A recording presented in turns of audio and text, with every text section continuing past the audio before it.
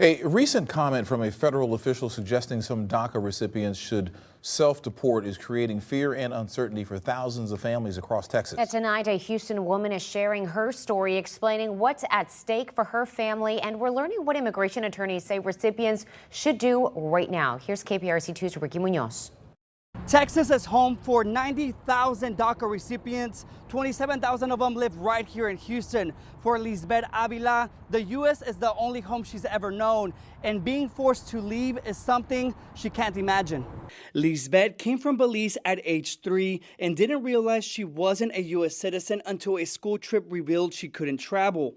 Years later, she applied for DACA, protection from deportation, and a work permit, but no path to citizenship, and it must be renewed every 2 years. Just sending me somewhere where I know nothing about, like I know all the rules here. Would my kids have to stay here? Would they have to live separately from me? Like, how would that work out?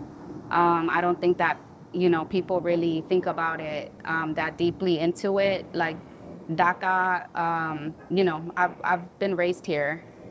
So that would be a major change for me. I asked Lisbeth about the recent DHS comment urging people here illegally, including DACA recipients, to self-deport. She told me it's not just herself she's worried about, but her children, her business, and the life she's built. She's already seen what can happen when protections don't hold. Her mother was recently deported earlier this year, even though she had documents to remain in the U.S. It just saddens me to see that the way that I was raised and I was brought up was that, my dad was like, this is a country where you have to be proven guilty before you're punished. And it was the other way around.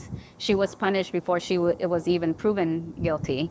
Immigration attorney Molly Fool says legally, DACA recipients cannot be deported while their status is active unless it's revoked. But misinformation and fear can cause families to make the wrong decisions. But to say a long-term solution, there's really none right now.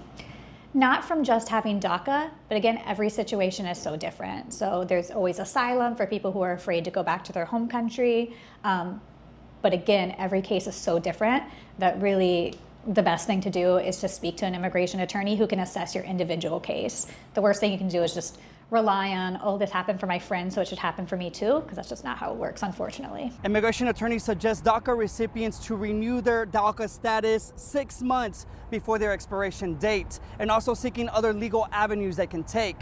In Houston, I'm Ricky Munoz, KPRC 2 News.